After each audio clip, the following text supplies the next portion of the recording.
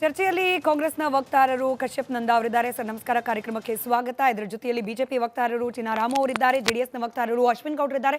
ನಮಸ್ಕಾರ, ಇಬ್ಬರಿಗೂ ಕಾರ್ಯಕ್ರಮಕ್ಕೆ ಸ್ವಾಗತ. ಸರ್, ಟೈಮಿಂಗ್ ಬಗ್ಗೆ ನಾನು ಪ್ರಶ್ನೆ ಮಾಡ್ತಾ ಇದ್ದೆ.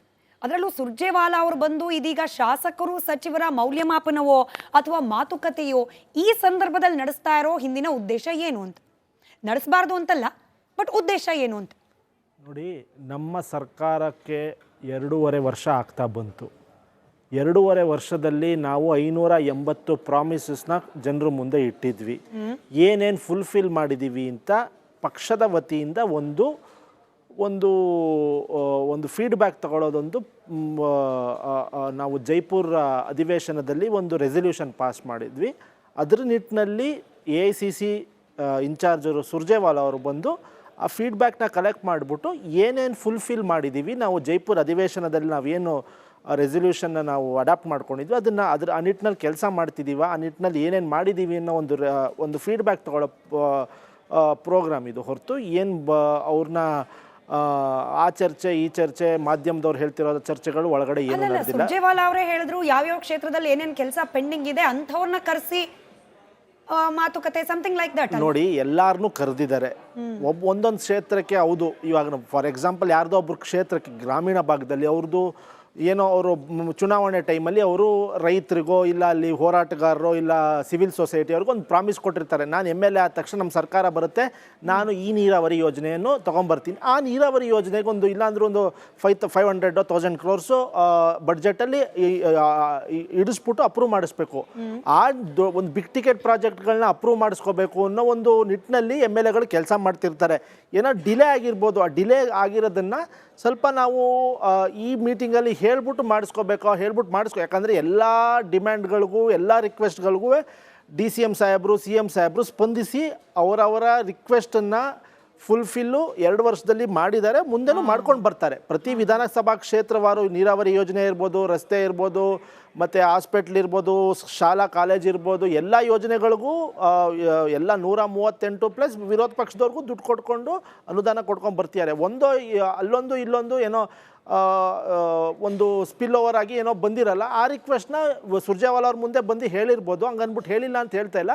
ಬಟ್ ಇದು ಒಂದು ಫೀಡ್ಬ್ಯಾಕ್ ಮೆಕ್ಯಾನಿಸಮ್ಮು. ನೀವೇನು ಮಾಡಿದ್ದೀರಾ, ನಾವೇನು ಮಾಡಬೇಕು, ಮುಂದೆ ಏನೇನು ಸರಿಪಡಿಸ್ಕೋಬೇಕು ಅನ್ನೋ ಒಂದು ಫೀಡ್ಬ್ಯಾಕ್ ಮೆಕ್ಯಾನಿಸಮ್ ಒಂದು ಮೀಟಿಂಗ್ ಹೊರತು ಬೇರೆ ಮೀಟಿಂಗು ಇದು ಮಾಧ್ಯಮದವ್ರು ಹೇಳ್ತಿರೋ ಆ ಥರ ಮೀಟಿಂಗ್ ಏನು ನಡೆದಿಲ್ಲ. ಆ ಥರ ಮೀಟಿಂಗ್ಗಳು ನಾವು ನಮ್ಮ ಪಕ್ಷದಲ್ಲಿ ಮಾಡೋದೂ ಇಲ್ಲ. ಓಕೆ, ನೀವು ಮಾತನಾಡುವಾಗ 2 ಇಂಟ್ರೆಸ್ಟಿಂಗ್ ಪಾಯಿಂಟ್ ಹೇಳಿದ್ರಿ. ಒಂದು, CM DCM ಎಲ್ಲರ ದೂರು ದುಮ್ಮಾನಗಳನ್ನು ಆಲಿಸಿ ಸ್ಪಂದಿಸಿ. ಇದ್ರ ಬಗ್ಗೆ ನನಗೆ ಎಲಾಬ್ರೇಟ್ ಆನ್ಸರ್ ಬೇಕು ಸರ್. ನಾನು ಯಾಕೆ ಈ ಪ್ರಶ್ನೆ ಕೇಳ್ತೀನಿ ಅನ್ನೋದನ್ನ ನಾನು 2ನೇ ಬ್ರೇಕಿಂಗ್ ಎಕ್ಸ್ಪ್ಲೈನ್ ಮಾಡುತ್ತೆ. ಬಿಫೋರ್ ದಟ್ ಮತ್ತೊಂದು ಹೇಳಿದ್ರಿ, ಫೀಡ್ಬ್ಯಾಕ್ ಮೆಕ್ಯಾನಿಸಮ್. ಅಶ್ವಿನ್ ಅವರೇ, ನಿಜಕ್ಕೂ ಕೂಡ ಫೀಡ್ಬ್ಯಾಕ್ ಮೆಕ್ಯಾನಿಸಮ್ ಕಾಂಗ್ರೆಸ್ನಲ್ಲಿ ಸರಿಯಾಗಿ ವರ್ಕ್ ಆಗ್ತಾ ಇದ್ರೆ ಇವತ್ತು ಜಮೀರ್ ಅಹಮದ್ ಅವ್ರು ಆಚೆ ಬಂದ್ಬಿಟ್ಟು ನನ್ನ ನಂಬರ್ 1 ಮಂತ್ರಿ ಅಂದ್ರು ಹೇಳಲಿಕ್ಕೆ ಸಾಧ್ಯನಾ? ಯಾಕೆ ಈ ಪ್ರಶ್ನೆ ಕೇಳ್ತಿದ್ದೀನಿ ನಿಮಗೂ ಗೊತ್ತು. BR ಪಾಟೀಲ್ರು ಅವರದ್ದೇ ಇಲಾಖೆಯಲ್ಲಿ ಭ್ರಷ್ಟಾಚಾರ ಅಂದ್ರಪ್ಪ. ಹಾಗಾದ್ರೆ BR ಪಾಟೀಲ್ರ ಭ್ರಷ್ಟಾಚಾರದ ಆರೋಪಕ್ಕೆ ಬೆಲೆ ಇಲ್ಲ ಅಂತ ಕನ್ಸಿಡರ್ ಮಾಡಬೇಕಾ? ಹಿಂಗೆ ಆರೋಪ ಇದ್ರೂ ಕೂಡ ನಂಬರ್ 1 ಅಂತಿದ್ದಾರೆ ಜಮೀರ್ ಅವ್ರ ಮೇಲೆ, ಅಷ್ಟೊಂದು ಪ್ರೀತಿ ಅಂತ ಕನ್ಸಿಡರ್ ಮಾಡಬೇಕಾ? ಪ್ರೀತಿ ಇಲ್ಲ, ಇಲ್ಲೇನೂ ಇಲ್ಲ. ಈ ಚರ್ಚೆ ತುಂಬ ನಿಜವಾಗ್ಲೂ ಈ ಚರ್ಚೆ ಚೆನ್ನಾಗಿದೆ. ಇದೇ ರೀತಿ ಚರ್ಚೆಗಳಾಗಬೇಕು. ಮೊನ್ನೆ ಜಮೀರ್ ಅವರು ಚಾಮರಾಜಪೇಟೆ ಒಂದು ರೌಂಡ್ ಹಾಕೊಂಡು ಬಂದರೆ 1 ಕಿಲೋಮೀಟ್ರು ಇಲ್ಲ 100 ಮೀಟ್ರು ಪಾತೋಳ್ಗಳು ಗುಂಡಿಗಳಿಲ್ಲದೆ ಇರೋಂಥ ತೋರಿಸ್ಬಿಟ್ರೆ, ಇಲ್ಲ ಒಂದು 100 ಮೀಟ್ರ್, ನಾನೇನು 1 ಕಿಲೋಮೀಟ್ರ್ ಹೇಳ್ತಿಲ್ಲ, ಫುಟ್ಪಾತ್ಗಳು ಚೆನ್ನಾಗಿದೆ ಅಂತ ತಾವು ಚಾಮರಾಜಪೇಟೆಗೆ ಹೋಗಿ 1 ರೌಂಡ್ ಹಾಕೊಂಡು ಬಂದರೆ ನಿಜವಾಗ್ಲೂ ಗೊತ್ತಾಗುತ್ತೆ ಜಮೀರ್ ಅವರು ಏನು ಕೆಲಸ ಮಾಡಿದ್ದಾರೆ. ಕೇಳಿಸ್ಕೊಳ್ಳಿಲ್ಲ, ಅವ್ರು ಹೇಳಿದ್ದು ನನ್ನ ಇಲಾಖೆ ಕ್ಷೇತ್ರ ಅಲ್ಲ ಸರ್. ಪಾಪ ಕ್ಷೇತ್ರದ ಬಗ್ಗೆ ಅವ್ರಿಗೆ ಗಮನ ಕೊಡ್ಲಿಕ್ಕೆ ಆಗಿಲ್ಲ. ಇಲಾಖೆಯಲ್ಲಿ ನಂಬರ್ 1 ಕ್ಷೇತ್ರದ ನೀವು ಹೇಳಿದ್ ಸರಿ ಇರ್ಬೋದೇನು? ಇಲ್ಲ ಹೇಳ್ತೀನಿ. ಇನ್ನೊಂದೇನಿದೆ ಗೊತ್ತಾ, ಸುರ್ಜೇವಾಲಾ ಅವ್ರು ಯಾರು? ಅವ್ರು ಮುಖ್ಯಮಂತ್ರಿ ಆಗ್ತಾರ ರಾಜ್ಯದಲ್ಲಿ? ಗೆದ್ದಿರೋದು ಈ 138 ಶಾಸಕರು. ಈ ಶಾಸಕರು ಒಬ್ಬರು ಮುಖ್ಯಮಂತ್ರಿ ಅಂತ ಮಾಡಿದ್ದಾರೆ. ಅವರು ನಮ್ಮ ರಾಜ್ಯದ ಮುಖ್ಯಮಂತ್ರಿ, ನಮ್ಮ ರಾಜ್ಯದ ಜನಪರ ಹಿತ ಕಾಪಾಡಬೇಕು. ಇಲ್ಲೇನಾಗಿದೆ, ಕಳೆದ ಬಾರಿ ಮುಖ್ಯಮಂತ್ರಿ ಸಿದ್ದರಾಮಣ್ಣ ಅವರು ಇದ್ದಾಗ ಯಾವ 1-to-1 ಮೀಟಿಂಗ್ ಸೆಂಟ್ರಲ್ ಅವರು ಮಾಡ್ತಿರ್ಲಿಲ್ಲ, ಅಷ್ಟು ಶಕ್ತಿನೂ ತೋರಿಸ್ತಿರ್ಲಿಲ್ಲ ಸೆಂಟ್ರಲ್ ಅವರು. ಈಗ ಏಕಾಏಕಿ ಮಾನ್ಯ ಸುರ್ಜೇವಾಲಾ ಅವ್ರು ಬಂದು ಇಲ್ಲಿ 1-to-1 ಮಾಡುತ್ತಿರೋದು. ಈಗ 138 ಶಾಸಕರಿದ್ದಾರಪ್ಪ, ಅದರಲ್ಲಿ ಒಂದು 33 ಸಚಿವರಿದ್ದಾರೆ. ಇವ್ರುಗಳು ಅವ್ರವ್ರದ್ದು ತಾಲೂಕಿಗೆ ಹೋಗಿ ಕಳೆದ 2.5 ವರ್ಷದಲ್ಲಿ ನಾವು ಏನೇನು ಉದ್ಧಾರ ಮಾಡಿದ್ದೀವಿ, ಏನೇನು ಅಭಿವೃದ್ಧಿ ಮಾಡಿದ್ದೀವಿ, ಒಂದು ಬಹಿರಂಗ ಸಭೆ ಮಾಡಿ ಹೇಳ್ಬೋದಲ್ಲ. ಮೊನ್ನೆ ಬರ್ತಾರೆ ಕೋಲಾರದ ಶಾಸಕರು ನನಗೆ ಶಬ್ಬಾಷ್ಗಿರಿ ಕೊಟ್ಬಿಟ್ಟಿದ್ದಾರೆ, ಅಯ್ಯೋ ನನ್ನ ನಂಬರ್ 1 ಶಾಸಕ ಇಡೀ ದೇಶದಲ್ಲಿ ಇಲ್ಲ ಅಂತ ಆ ಕೊತ್ತೂರು ಮಂಜುನ ಹೊಗಳು ಬಿಟ್ರಂತೆ ಮಂಜುನಾಥ್ ಅವ್ರನ್ನ. ನಾನು ಹೇಳೋದು ಒಂದೇ ಪಕ್ಷದಲ್ಲಿ ನಂಬರ್ 1 ಇಬ್ಬರಾಗೋ ಅಲ್ಲ ನೋಡಿ, ಅಲ್ಲ ಹೇಳ್ತಾ ನಂಬರ್ 1 ಇವರು ನಂಬರ್ 1. ಇಲ್ಲಿ ಮುಖ್ಯಮಂತ್ರಿಯವರ ಆರ್ಥಿಕ ಸಲಹೆಗಾರರಾದಂಥ ಬಸವರಾಜ ರಾಯರೆಡ್ಡಿ ಅವರು ಹೇಳ್ತಿದ್ದಾರೆ, ದಯವಿಟ್ಟು ನಾವು ಗ್ಯಾರಂಟಿನ ನಿಲ್ಲಿಸ್ಬಿಟ್ರೆ ಅಟ್ಲೀಸ್ಟ್ ಅಭಿವೃದ್ಧಿಗೆ ಅನುದಾನ ಬರುತ್ತೆ. ಆರ್ಥಿಕ ತಜ್ಞರು ಸಲಹೆಗಾರರು ಹೇಳ್ತಿರೋದು. BR ಪಾಟೀಲ್ ಹೇಳ್ತಾರೆ, ರಾಜು ಕಾಗೆ ಅವ್ರು ಹೇಳ್ತಾರೆ, ಇನ್ನು ಹಳೆ ಮೈಸೂರು ಭಾಗದಲ್ಲಿ 1 ಡಜನ್ ಶಾಸಕರು ಹೇಳ್ತಿದ್ದಾರೆ ದಯವಿಟ್ಟು ಅನುದಾನ ಒಂದು ಸ್ವಲ್ಪ ಕೊಡ್ರಪ್ಪ, ನಾವು ಕಾಂಗ್ರೆಸ್ ಅಲ್ಲಿ ಇದ್ದೀವಿ ಅಂತ. ಇನ್ನು ವಿರೋಧ ಪಕ್ಷದ ಶಾಸಕರು ಬಿಡಿ ಅವ್ರ ಕತೆ. 138 ಶಾಸಕರು ಕಳೆದ 2.5 ವರ್ಷದಿಂದ ಇಂಥ ಒಂದು ಅಭಿವೃದ್ಧಿ ನನ್ನ ತಾಲೂಕಿಗೆ ಮಾಡಿದ್ದೀನಿ ಅಂತ ಹೇಳೋಷ್ಟು ಧೈರ್ಯನೇ ಇಲ್ಲ ಸ್ಮಿತಾ ಅವರೇ. ಅಂಥದ್ರಲ್ಲಿ 1-to-1 ಮೀಟಿಂಗ್ ಮಾಡೋ ಅಂತ ಅವಶ್ಯಕತೆ ಸುರ್ಜೇವಾಲಾ ಅವ್ರಿಗೆ ಏನಿದೆ? ಹಿಂಗ್ ಬಹಿರಂಗವಾಗಿ ಹೇಳಕ್ ಧೈರ್ಯ ಇಲ್ಲ, ಹಂಗಾಗಿ 1-to-1 ಮಾಡ್ಬಿಟ್ಟು ಇದಕ್ಕೂ ಒಂದು ಹೇಳ್ತೀನಿ ನೋಡಿ. 1-to-1 ಯಾವಾಗ ಮೀಟಿಂಗ್ ಸ್ಟಾರ್ಟ್ ಮಾಡಿದ್ರು ಮಾನ್ಯ ಸಿದ್ದರಾಮಣ್ಣ ಅವರು ನೀತಿ ಆಯೋಗಕ್ಕೆ ಹೋಗಿರ್ಲಿಲ್ಲ. ಪ್ರಧಾನ ಮಂತ್ರಿ ಅವ್ರು ಕರೆಯೋಂಥ ಯಾವುದೇ ಒಂದು ವಿಕಸಿತ ಭಾರತ್ ಇರ್ಬೋದು, ಟ್ರಾನ್ಸ್ಫಾರ್ಮೇಷನ್ ಏನೇ ಇರಲಿ ಯಾವುದಕ್ಕೂ ಹೋಗಲ್ಲ.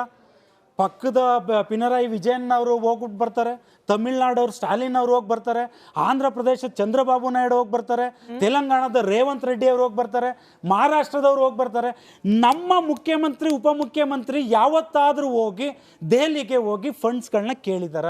ಹೋಗಿಲ್ಲ. ಅವ್ರು ಹೋಗಿರೋದೇನಕ್ಕೆ ಕೇಳಿ?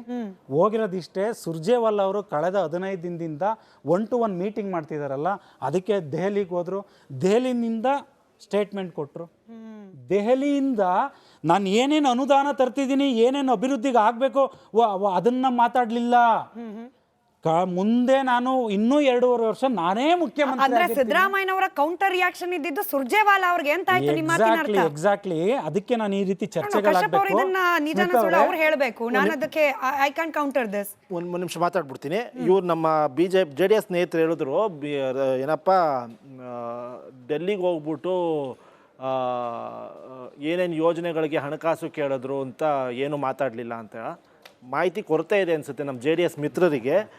ನಮ್ಮ DCM ಸಾಹೇಬರು ನೀರಾವರಿ ಯೋಜನೆಗಳಿಗೆ ಕಳಸಾ ಬಂಡೂರಿ ಇರ್ಬೋದು, ಮಹದಾಯಿ ಇರ್ಬೋದು, ನಮ್ಮ ಅಪ್ಪರ್ ಭದ್ರಾ ಇರ್ಬೋದು, ಇಲ್ಲ ನಮ್ಮ ನಾವು ಪ್ರಾಮಿಸ್ ಮಾಡಿರುವ ಯೋಜನೆ